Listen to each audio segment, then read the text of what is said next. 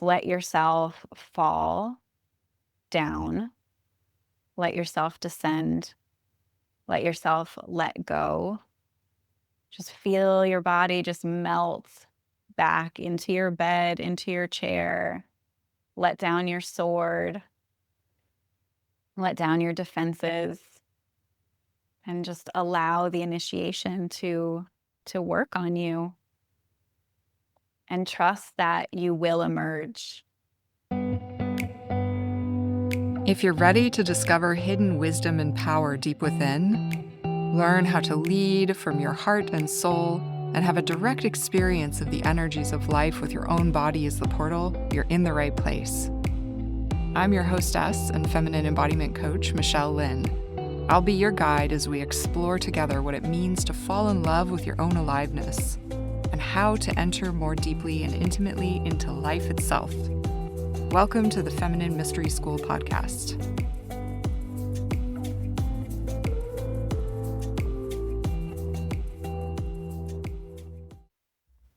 If you're just tuning in, welcome to Mapping the Descent.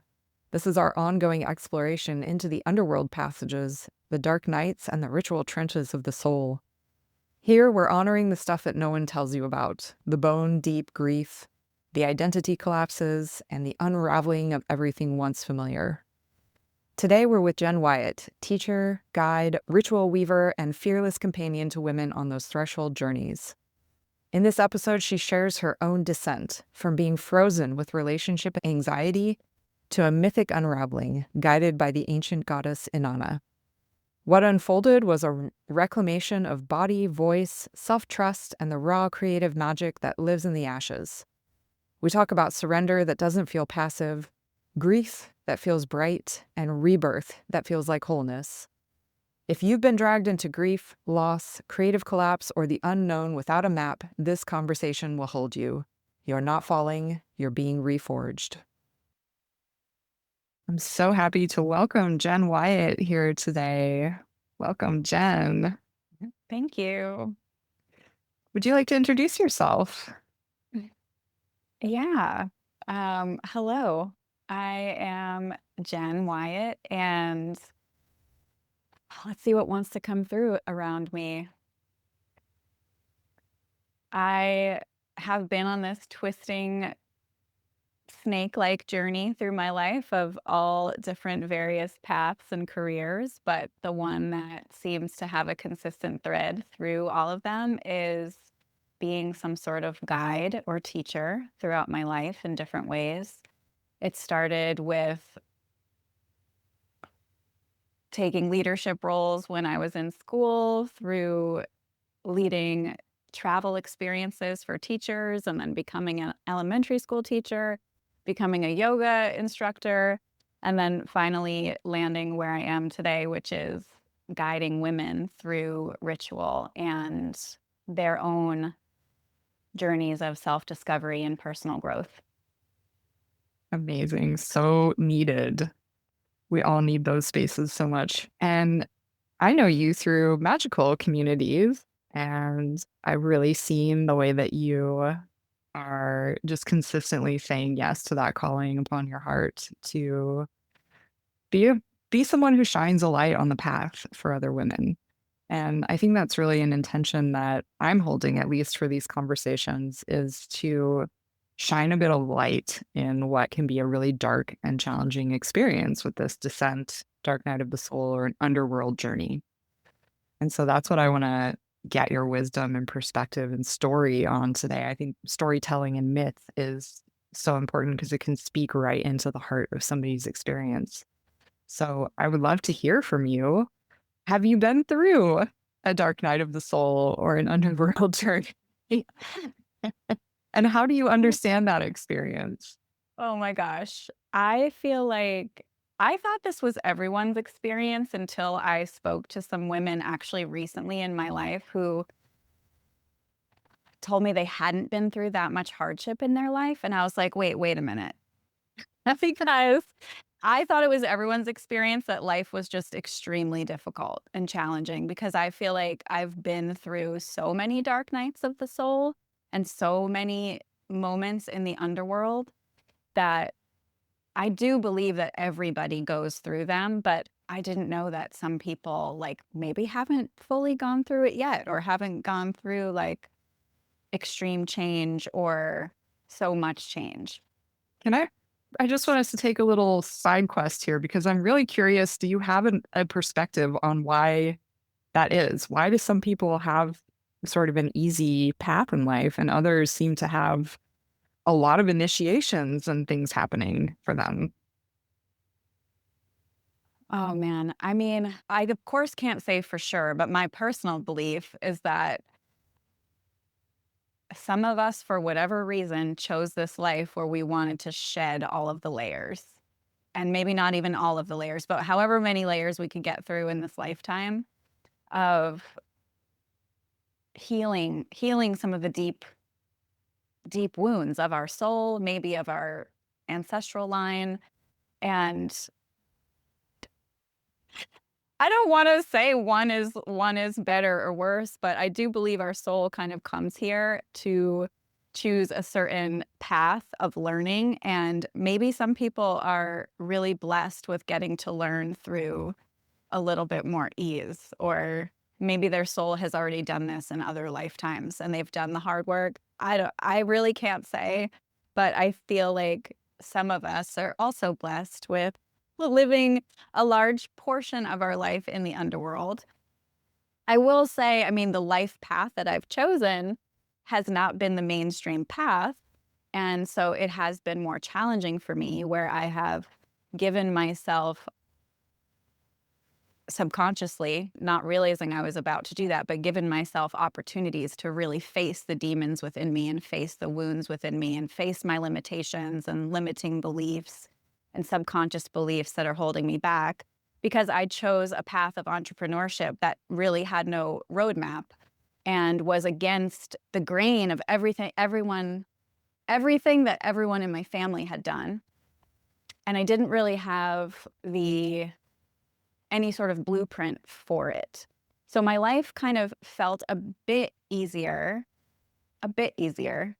when I was following the path that was laid out for me, that seemed to be the path that my parents approved of and people around me approved of, and was sort of a more mainstream path of life according to going to high school, going to college, finding a good job, blah, blah, blah. So when I was doing that, life seemed to feel a little bit easier because I really wasn't trying to forge a new path, blaze a trail through the forest. And that's freaking hard. And so I do also feel like my life choices have led me to some really challenging experiences because I've had to just figure it out along the way. And that's hard. Anybody who's doing that knows that it's really hard.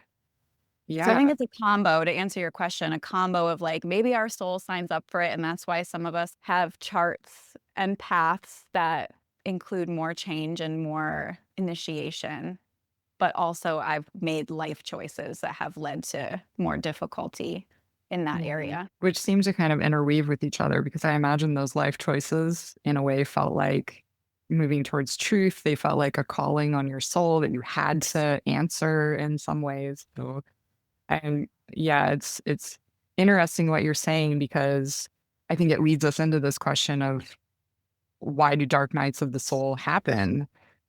And one of the things I hear you saying is that maybe it's our soul path or a higher self that led us down into a path of initiation, or maybe a force that's greater than us has sort of moved us in that direction.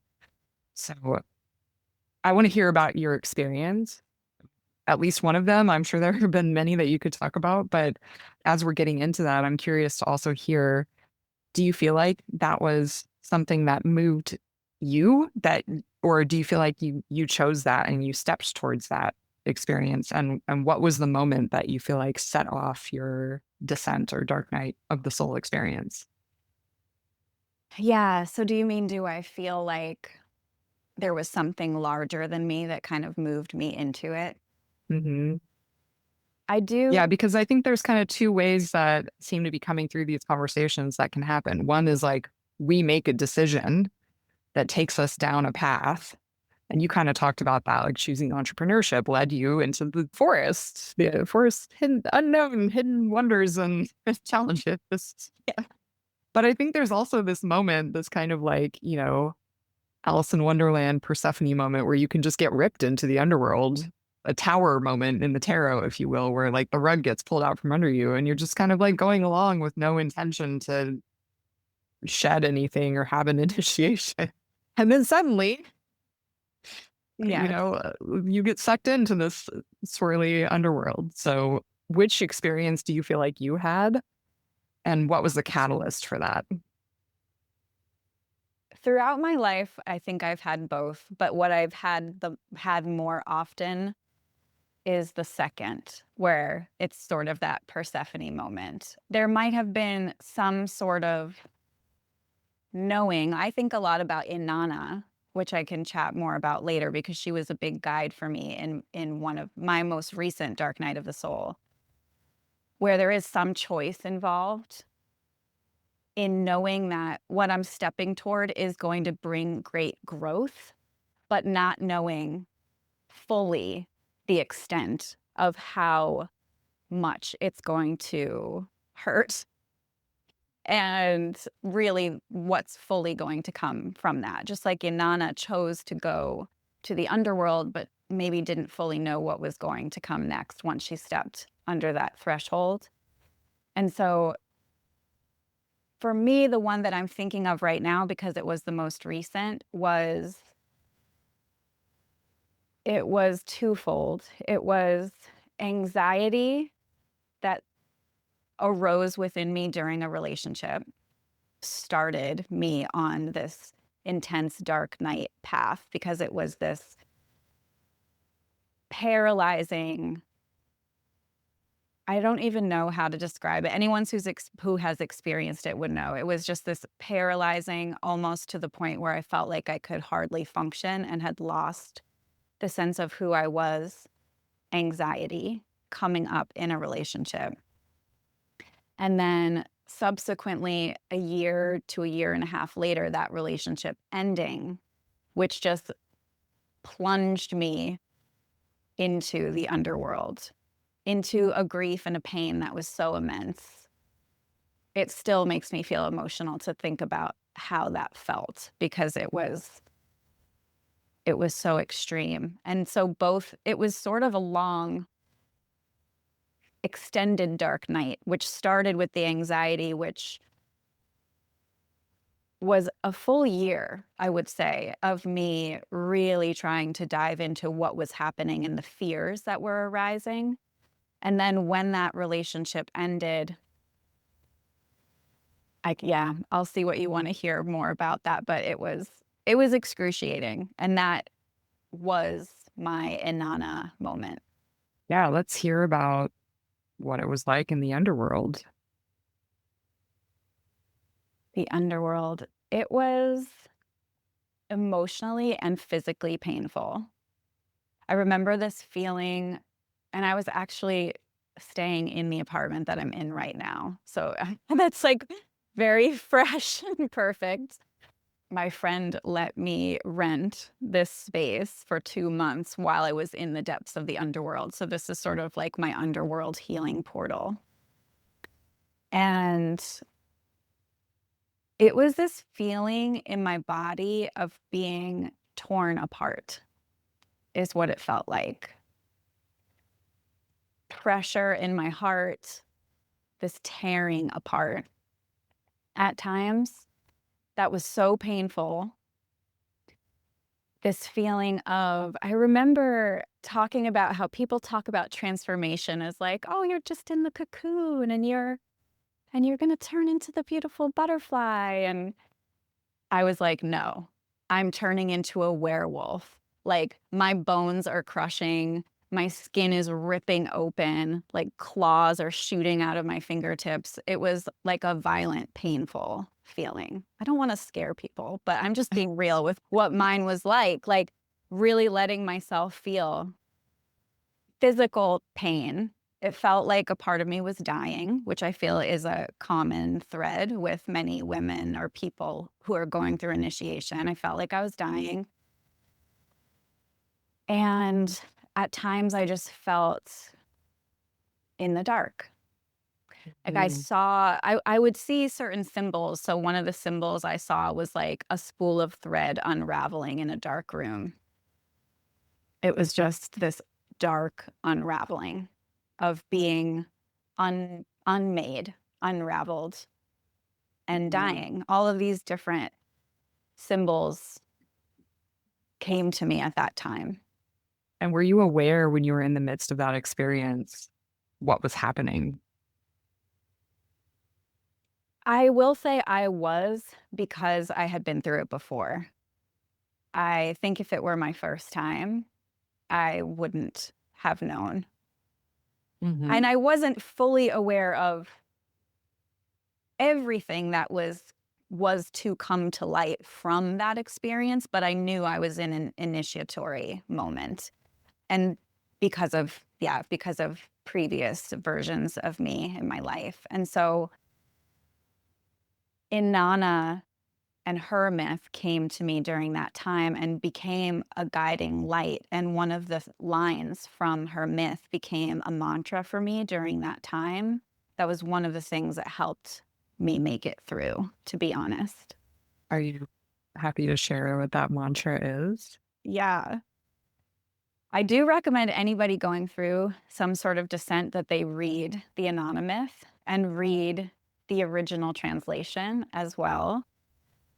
And the words from the original translation are as Inanna's going through the seven gates, descending to the underworld. She's stopped at each gate. For anybody who hasn't heard it, she's stopped at each gate and she's stripped of another aspect of her crown, her clothing, her jewels. And so each time she tries to resist, and she says, "What is this?" And the guards or the guardians at each gate say to her, "Quiet, Inanna. The ways of the underworld are perfect and may not be questioned." I feel emotional saying that because it's so powerful and it really guided me because when I would start to feel that resistance of I can't believe this is happening and I can't believe how much pain I'm in, I would remember those words and say, "Quiet, Inanna. The ways of the world, the ways of the underworld are perfect and may not be questioned." And for me, it was reminding me to trust that I was in this descent, I was in this initiation, and I don't need to resist it, and I don't need to question it. The ways of the underworld are perfect, and it's all unfolding for me. And that myth was such medicine for me. Mhm. Yeah, I'm really hearing you about life raft that those words and that wisdom were for you and being able to allow that process, that transformational process, the alchemical process, the composting to allow it to happen. Yeah. Because I think one thing that seems to be true of these experiences is that they're gonna happen one way or the other. Yeah. And we can either go kicking and screaming, or we can allow ourselves to be unmade. Yeah. Yeah, exactly. It's like, are you gonna be dragged or will you just let yourself go down? And I can feel the resistance of maybe some people who might be listening saying, why would you wanna let yourself just fall down to the depths?" But I think that when you know that there's wisdom at the bottom and there's the ability to bounce back once you've completely been unmade, once you've let the layers shed and release that need to be shed, or the wisdom or insights that will come through this if you allow them to come, that you have to let yourself fully complete the process. because I do believe that when people fight it too much, the initiation process sometimes might not complete, and then it will come back around to be completed at Mm. another point, and we might miss the beauty. Like, there's so much richness and beauty if we don't allow that unraveling to happen. And we know in all spiritual, I would say, communities or even religions, there's some element of surrender woven in as the piece that is so important to reduce suffering and to bring peace and ease. I would say in most spiritual traditions that I know of, there's some element of surrender. And so Mhm. surrendering to in that initiation and trusting that I'm moving through something really deeply meaningful. This isn't for nothing. I'm being forged in the fire to come through transformed as stronger, as different, as more wise, as showing up in the world differently or showing up in the world more clearly me without wounds and projections in the way. Something that I would do kind of often as a practice that I do feel like is helpful that I've recommended to some women I work with is I felt like I was dying, as I mentioned. And so rather than fighting that, sometimes I would just lay on the bed or lay on the couch and let all of the effort just fall out of my body and just feel like I was allowing that to happen. Like, okay, I feel like I'm dying, so I'm just going to let myself die. And it was a way to, I knew I wasn't letting myself literally die. It was a way to release all struggle from my body. Like, if I feel like I'm dying, let me just let go, Mhm. and not fight it. And that was another way for me to just be with the reality of what was happening. Mhm. Yeah, I love that. Yeah, I feel like in order to die fully, we have to let go of what's next. We have to let go of the idea because I think that's a thing that can happen commonly in an underworld experience is it's uncomfortable there. And our rational mind and our survival brain wants to go to, okay, what's after this? What's coming next? How can I fix this? What's on the horizon after I get out of this horrible experience? Yeah. And in order to die fully, all almost have to let go of that, what's next, and just be with the process that's happening. The process that's happening almost can't fully happen if we're out in the future. And it's often, you mentioned Inanna, and I feel like in my experience, I'm curious to hear what you think about it. It's often those things that we think are keeping us safe, or we think are giving us power, or we think we can't do without, that we're often being called to release our grip around Yeah. those things that we cling to. And those can even be beliefs, they can be ways of thinking about ourselves. They don't have to necessarily be material things, although they can be. So I'm curious and that seems to be a theme of the anonymous is that she lets go of all those things that give her power, that make her who she is, her breastplate, her crown, her scepter. These are all her amulets of power in the upper world, and of course, they don't make sense in the underworld. The things that give us power in the upper world, they lose their meaning as we journey into this topsy turvy place. So I'm curious what you think about all those impulses and beams. Yeah. Absolutely. I agree that, yeah, the things that we often think are what are giving us this sense of power or control are the things that need to go. I think I think with me personally, some of those were it was more internal for me. It was realizing sort of my self-protection mechanisms and a lot of mental ways of seeking control, like my brain trying to constantly figure something out, for example, which is the opposite of what I was practicing in the initiation. Like my brain always trying to figure something out or understand something intellectually so that I can have a sense of perceived control is something that our brains do to try to keep us safe and keep us feeling like we are in control of our life. But those things were the things that were actually really causing more suffering in my life, needing to try to find that control and find that understanding for everything was causing more suffering. And so it's almost like this initiation gave me the opportunity to release all of that. Like, you're not going to understand this.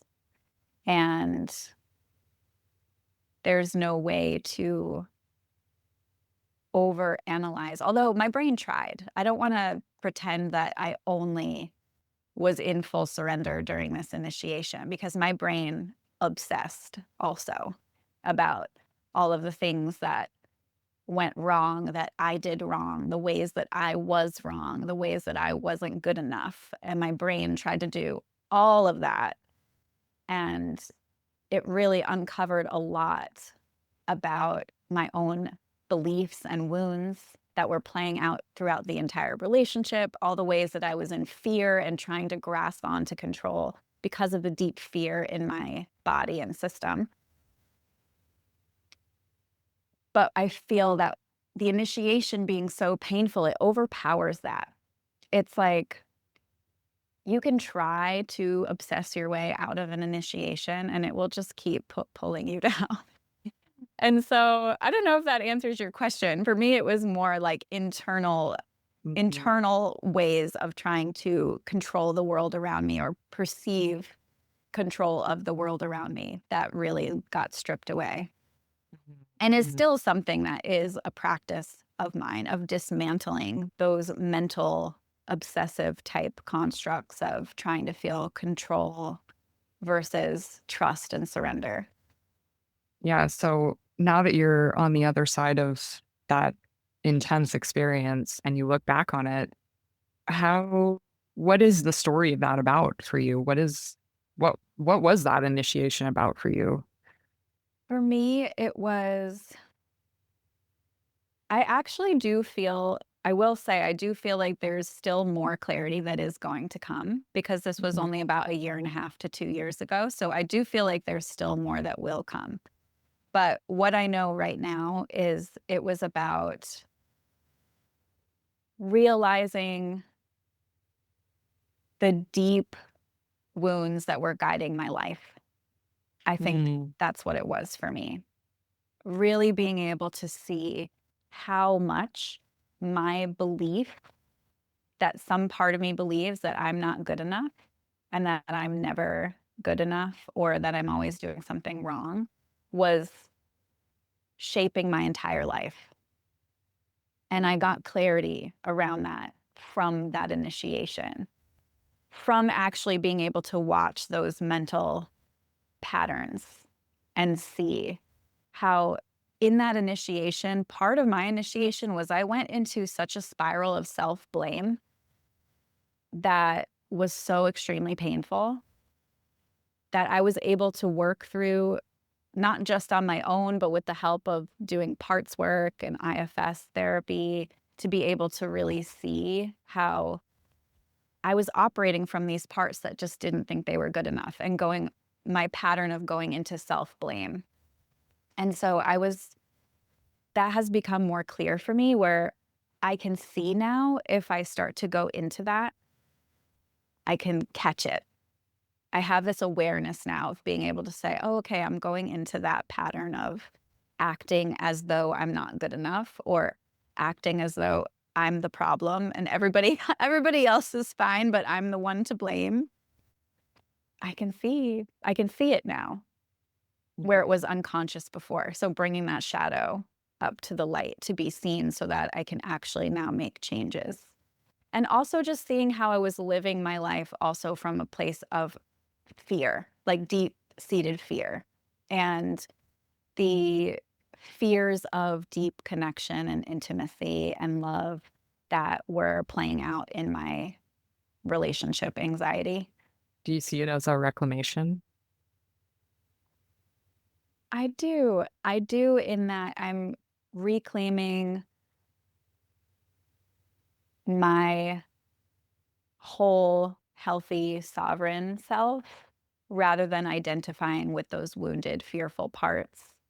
But being able to see it as, yeah, there's these parts of me that have these beliefs or these wounds, but they are not me. They are not my whole. They are just these aspects that like to act their way out from time to time. But I don't need to be overtaken and completely blended, as they say in IFS, with those parts.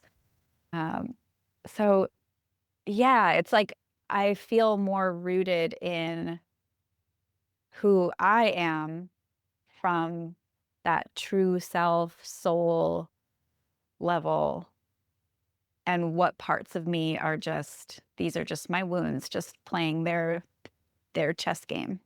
Yeah, and one way I guess one way to look at this experience is, like you said, your soul came here to have an experience that would let you do the alchemical inner work to burn up that karma, in a sense. Yeah. Yeah. And it sucks when you're going through it, but I am grateful. I mean, I feel so strong also in my ability to deal with whatever comes because of Mhm. the hardships that I've dealt with thus far. And I know there's, more on the horizon because that's just part of life and as we get older. But it also has helped me with this sense of self-trust of I can be with this. I can be with this pain. I can be with the difficulty, and it's not going to kill me. I might feel like I'm dying, but it's not going to end me. I can be with it. Mhm. Mhm. And not only that, I feel like it's also for something. So there's a way of making meaning from these experiences that is empowering, in the sense that, oh, I'm going through something that's part of a bigger picture that's moving me in a direction that's, it's for something. It's for the evolution of my soul. It's for, me, a reclamation of the parts of me so that I can give greater gifts to all of humanity and create more love and beauty, versus seeing these experiences as, well, life is just shit. It'll drag you through the mud and then you die. Like, very kind of nihilistic and Right. No, it's definitely all of these experiences that I've had have always brought me closer to me. Each Mhm, one of them has always brought me closer to me and to my truth of who I mhm, am. And mhm. so, yeah, remembering, like anybody listening to this, remembering that it's not for nothing. It is bringing you closer to you.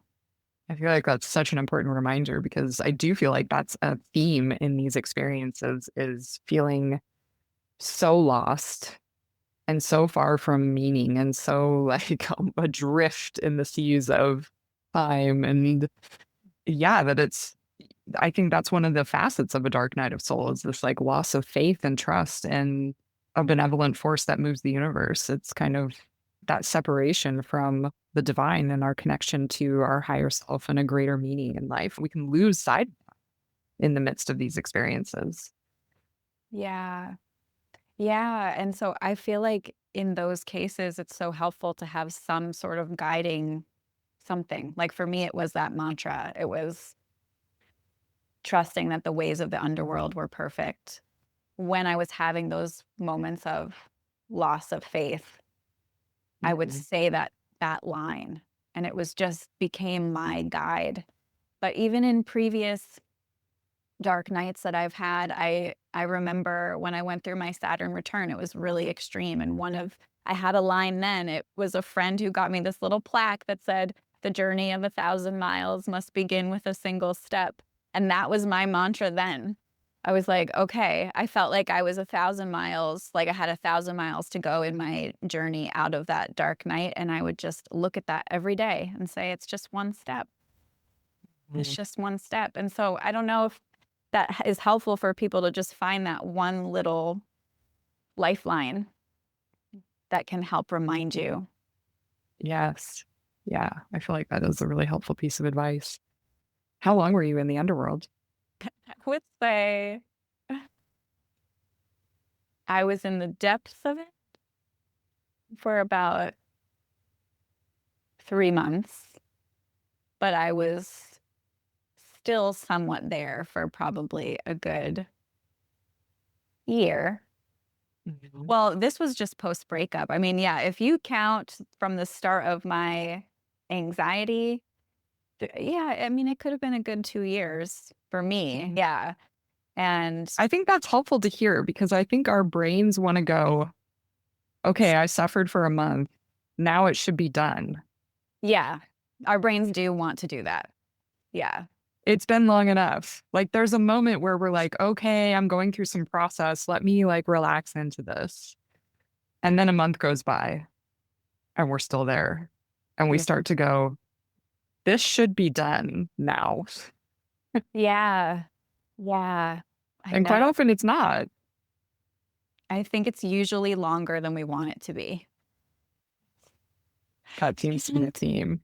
Also for me kind of goes up and down a little bit, where Mhm, mhm. I have felt moments of starting to emerge and then dipping back below again. And so also knowing that it's not always linear. It's not like, okay, now I'm down in the underworld and now I'm up in the bright light and it's over.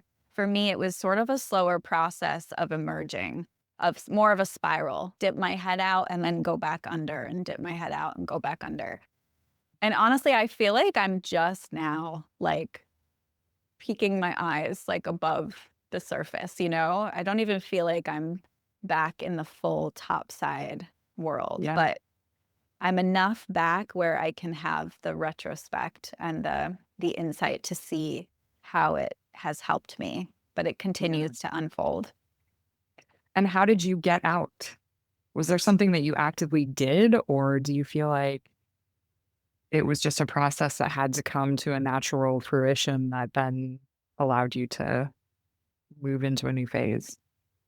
I personally think that it wasn't necessarily anything I did. I think part of it is going through the natural process. And so I think all of the things that I did do supported me in it. So, like having that myth as my guide, doing those practices of surrender, journaling, having supportive therapeutic guidance or of the ways that I chose to have it, ritual, letting myself be there, most importantly, I think is the thing that paradoxically will get you out the soonest. It's like letting yourself fully be there. So it I didn't emerge from trying to emerge.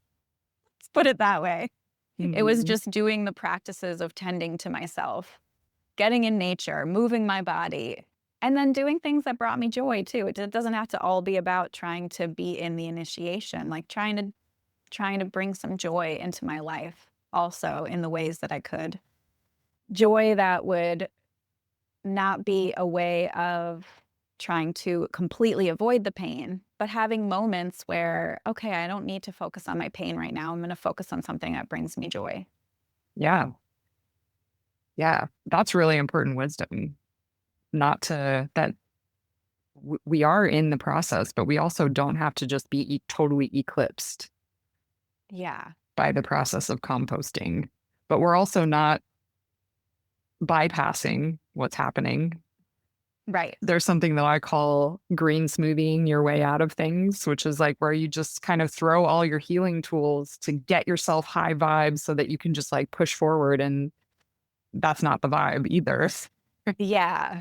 Yeah. That's one of the things that actually really irritates me about certain like spiritual communities where they try to bypass darker emotions, more painful emotions like deep grief or depression or anxiety, and try to just transmute that into happiness and high vibes immediately, because that's not the vibe. Like you said, it's about feeling that, like feeling that deep grief. And you don't have to feel it 24 hours a day, every day for months and months and months, but you have to feel it.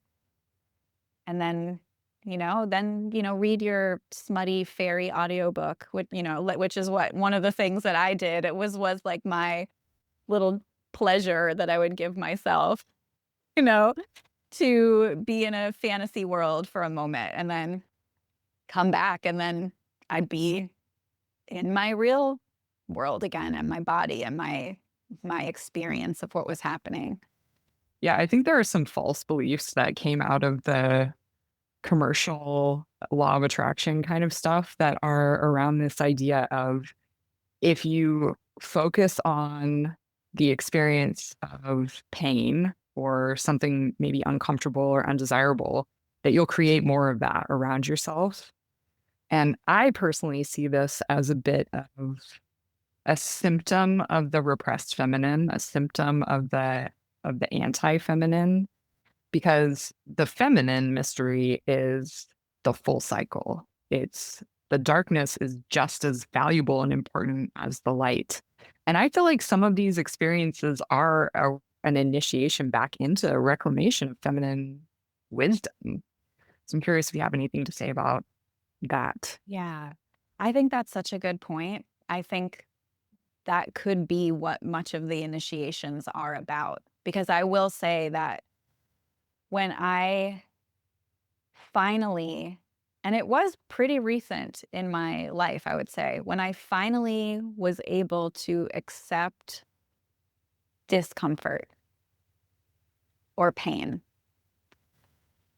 and just be with it without needing to fix it, without needing to change it, that is when my whole life started to feel more free and more open and more joyful, paradoxically, because I was allowing myself to just be how I was. And there's this innate, when you're trying to always fix something, there's this innate belief that you're wrong. Somehow you're wrong, or you're not good enough, or you're bad, or whatever words you want to put, because you're trying to change the way that you are. But if you're feeling deep grief or depression for a moment, like if you let yourself say, okay, wow, I'm feeling really anxious right now, or I'm feeling really sad today, and that's okay. I'm okay. It's okay to be feeling this much pain, and you don't have to try to fix it. It feels so much more spacious. It's like you're not being compressed to try to be something that you're not. You're just letting yourself be who you are in that moment, or have the experience that you're having in that moment. That's freedom. That's true freedom. Everything opens up. It's like there's no more constriction. And then the hose is unkinked and it can just flow. The hose I of your use that. life. Yeah, I use that metaphor of the hose all the time because it's, in one sense, it is these are the energies of life. The Mhm. energies of life are not only butterflies and rainbows. Yeah. The energies of life are composting and shit and bleeding. And this is the erotic feminine is like allowing the fullness of all of those energies of life, unkinking the hose. We actually get more energy flowing from that. Yeah, absolutely. Yeah, it's so powerful. I feel like it's honestly the secret to everything. I believe that. You heard it right here. Yes. And I can't be in it all the time, right? Because I'm human. Like, I can't be in accepting of what is all the time. But this is why so many of the great spiritual traditions have you practice being with what is. Just being with what is. Like, and it's until something, like for me, it didn't click. I had heard that for years, yoga, through yoga teacher training and learning Buddhist meditation and all of these things. Like I had heard just being with what is. Okay, I would practice being with what is. But probably until my initiations is when it clicked into a more embodied feeling in my body of what does it mean to really be with what is without trying to change it. I had like a little mini initiation from a flu this past February. And so what was that, a few months ago? And then like a whole bunch of life changes that happened like 5 days into my flu. My living situation changed. It culminated in me having this extreme week of numbing anxiety because of everything that happened all at once and being really vulnerable, I think, from that flu. And that little mini initiation, even though it only lasted like a couple weeks, reminded me, is that a word? Reminded of how to be with what is. And the sense of freedom, when I finally got that, I was feeling so anxious, so thrown off. And when I finally was able to practice it and feel like, okay, like this is insane. I feel insane. I feel super vulnerable. I don't know what's going on, but I'm just going to be here. I'm just going to go to a yoga class and let myself feel this insane way and just move my body feeling crazy, feeling anxious, feeling uncomfortable. And I'm going to meet a friend and we're going to eat a salad together, feeling crazy, feeling uncomfortable. Just going to let this be. This is just my experience. And it changed everything. Pretty soon the anxiety lifted because I was just letting it be and letting it run its course. Yeah. This is how you do inner alchemy, ladies, is by creating space for and intimacy with all of those energies of life, no matter how they're flowing through you in the moment. If it's in your body, it's yours to contend with. Yeah. Yeah. And it's a constant practice of Totally. trying it over and over and over again. And your body will go into resistance or your mind will go into resistance. And it's just the reminder of, okay, I'm resisting this. Like, how can I soften into this now? Yeah, it is practice, a devotion. But the more you do it, the more it just becomes available, and you just find that you actually move through things quicker. I find that things that used to take me a long time to move through, I can almost move through in minutes versus days. Yeah.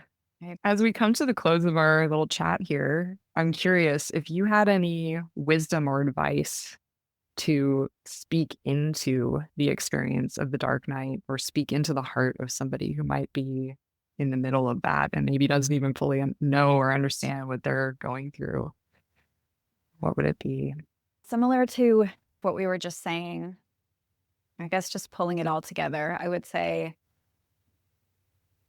this is happening for you, and allow yourself to be with this experience, be in this experience.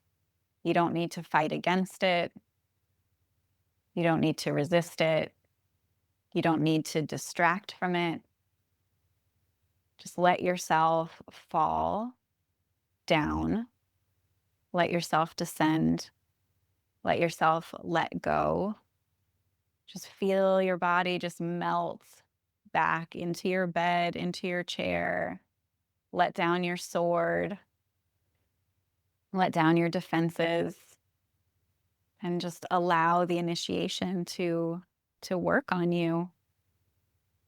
And trust that you will emerge. And if you need to find whatever words or guiding light will remind you to trust that this is happening for you, then find whatever that guiding light or that life raft will be for you. But just remember and trust this is happening for you. You will emerge. Yeah. Quiet, Inanna. The ways of the underworld are perfect. They must not be questioned. They may not be questioned. Thank you so much for being here with me in this exploration and this question. This is a really rich conversation, and I really appreciate you bringing your wisdom and shining your light, as we said at the beginning of this conversation. Anything else that you want to say before we wrap up? Just thank you for having me. This is something it's a topic that's really near and dear to my heart just because of my own initiations in life and how much they have shaped me as a person and brought me more wisdom and clarity. And so I'm really grateful to be Mhm. able to speak on this topic that a lot of people don't want to dive deep into because it's painful. Yeah, and you mentioned that you've had an incarnation that has been full of intensity, and I think that gives you some kind of a real embodied compassion and empathy and resonance for women who are going through initiation and for women who are at threshold moments in their lives. And that's a real gift just to be in someone's energy field who has walked that path and is holding that resonance of truth and trust and knowing. And so I know you hold women in these type of threshold experiences. How can people find you? How can people reach out to you if they want to talk to you about what that might look like? Yeah, I'm active on Instagram at Wander Free Wellness. Wander with an A, not wonder, but wonder too. Wander Free Wellness. And I also write on Substack and I lead monthly circles, both in person and online. So I'm located in Naples, Florida, but if anybody is online, we can work together there. And I lead retreats. I have a couple coming up, so would love to connect. Instagram's probably the easiest way. Amazing. And we'll make sure all your information is in the show notes so people can find you and be in connection with you or receive more of your medicine. Thank you. Thank you so All right, much, Jen. Michelle. Thank you. Thank you. Thank you so much for listening. If you like what you're hearing, please leave a review. It really does help get this podcast in front of more people. And come check out my offerings at embodiment-alchemy.com. If you're a way shower who wants to fully express your gifts in the world, then Force of Nature is for you. I mentor leaders, creatives, and messengers who are here to dream a new world into being. If you know you're here to lead, but want to do it in a new way that reflects your deepest held values and truths, and honors your feminine being as a source of power in its own right, I can help you. Many times, leaders and way showers feel their insides don't match their outsides. They want more clarity about their gifts and role in the new paradigm. They want access to deeper sources of intelligence and support getting unblocked so they can show up more powerfully. If that resonates, you're exactly the kind of person I do my best work with as a coach. Come check out my bespoke mentorship, Force of Nature, for women who want to move the world. The link for Force of Nature is in the description for this episode, or you can head to embodiment-alchemy.com to find out more.